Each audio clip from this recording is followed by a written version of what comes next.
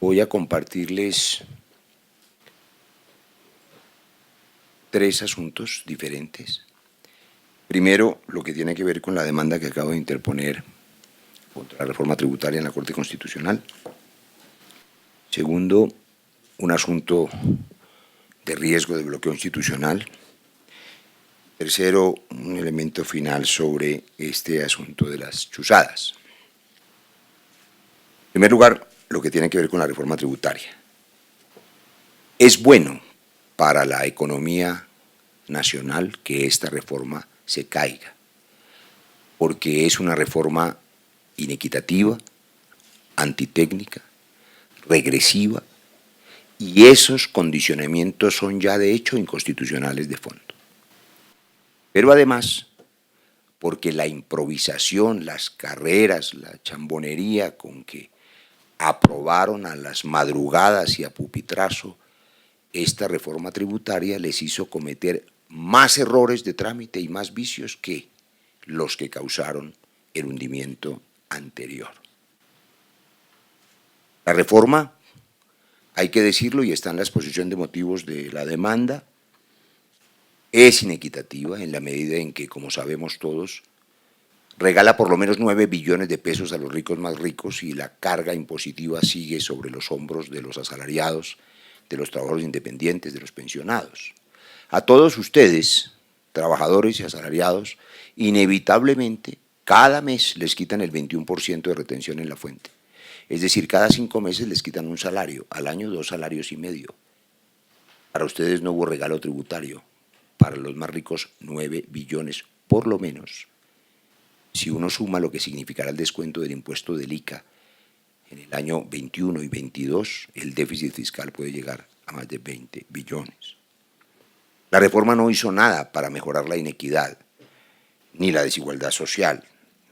Al contrario, empeora el déficit fiscal y ese es el riesgo más alto, porque al empeorar el déficit fiscal por la disminución del recaudo, que analistas calculan puede bajar de 14.3 a 13.9 en el mejor de los escenarios o a 13.1 en el peor de los escenarios, la disminución del recaudo por debajo del promedio de todos los países de la OCDE es una alerta para las calificadoras de riesgo internacional y puede significar la pérdida del grado de inversión.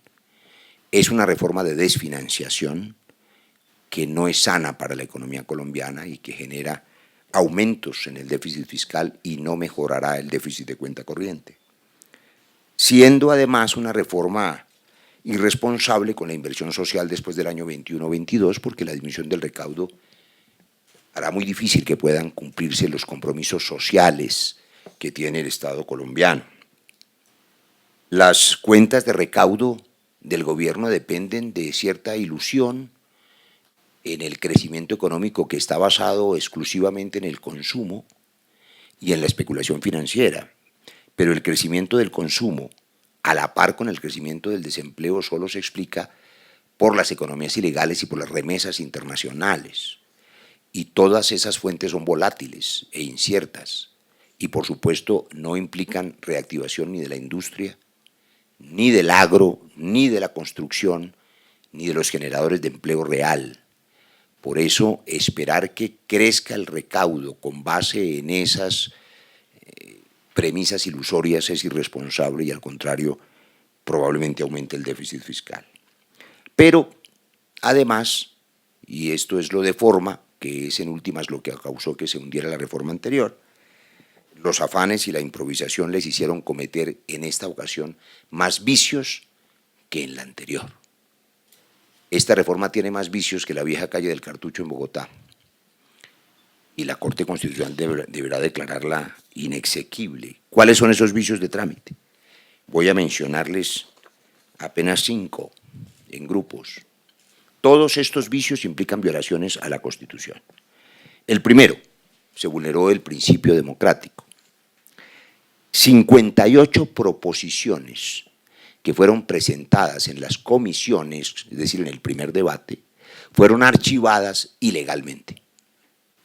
Eso ya supone un vicio de trámite desde las comisiones. Además de ese vicio de trámite, 35 artículos de la ley fueron aprobados en las plenarias sin haber sido aprobados en las comisiones, es decir, no tienen consecutividad. Segundo grupo de vicios de trámite. Tercero, el día 18 de diciembre, el presidente de la Cámara, el doctor Cuenca, reabrió una sesión ilegal que había sido cerrada ya por la representante María José Pizarro, y en esa sesión aprobó parte de esta reforma, particularmente el artículo 43 del proyecto, que terminó siendo el artículo 45 de la ley. Esa aprobación de ese artículo es ilegal, no existió.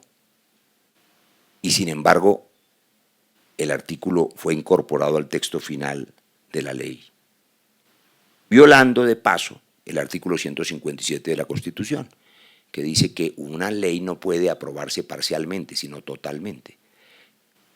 Una ley tiene 100 artículos, usted tiene que discutirlos todos, aprobarlos o negarlos, pero no puede dejar de decidir sobre parte de la ley. Y este artículo 45 nunca se decidió porque su votación no existió, porque ocurrió en una sesión ilegal. Vicia toda la ley, porque se aprobó de manera incompleta. Y lo más importante, en la sesión apresurada y atropellada de la madrugada, en la que fue reabiertos más de 60 artículos de la discusión, 4 de esos artículos fueron aprobados de manera diferente en Cámara y en Senado. Y esa aprobación diferente en Cámara y Senado obligaba a una conciliación, como todos ustedes saben. No se hizo conciliación, por tanto, la ley entera está viciada de inconstitucionalidad porque no se pueden aprobar textos distintos. Y un hecho final. Nosotros investigamos artículo por artículo de lo que se aprobó esa madrugada en la Cámara en los audios de la Cámara. Y los audios de la Cámara y las actas de la plenaria de la Cámara son diferentes a lo que está impreso en la Gaceta. Ahí hay una falsedad. En la Gaceta parece que los textos son idénticos. Tuvimos que ir a mirar y a escuchar los audios uno por uno de toda esa sesión de la madrugada. De suerte que hay una ilegalidad también en la transcripción de los textos de las actas a el texto final que fue aprobado.